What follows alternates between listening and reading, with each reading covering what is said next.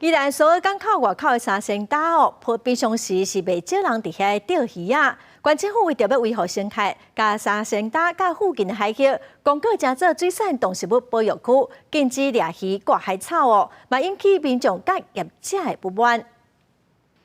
舒服啊！徛伫大石顶悬钓客是用钓鱼仔迄支含鱼咧拼。宜兰苏澳港外口的三仙岛渔业资源真丰富，平常时是成真侪钓客来，因拢坐船来只海钓含基钓。不过宜兰县政府最近是发出公告，甲三仙岛含4块地仔的海域划作水产动植物保育区，禁止采捕任何水产动植物，海钓基钓嘛禁止。一大堆渔船没有在规定范围外作业，但也没有人去执行。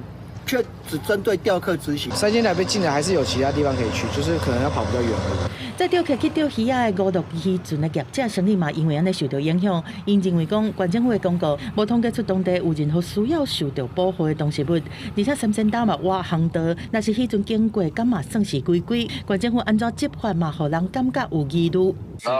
他的用意很明显，你说要保护什么，我们也没看到说他统计出来。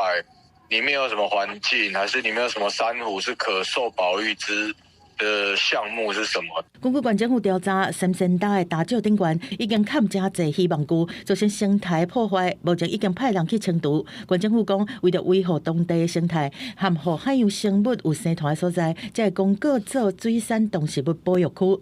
这个我们也经过相关法令程序来做一个公告之后，当然未来我们在执法上面会，谢请我们的护渔号以及我们的岸巡海巡的弟兄协助我们做相关的一个劝离。根据公告，伫三仙岛水产动植物生态区是禁止采捕任何水产动植物，船只嘛袂当停靠伫遮，任何人员嘛袂当起来遮，规者会当照渔业法，该罚3万以上15万以下。县政府表示讲，未来伫执法的这方面，会请护渔号含划船、海巡来帮助巡查。若是第一摆违规，会先甲抗议；若是一直靠抗拢不爱听，就会依法来开罚。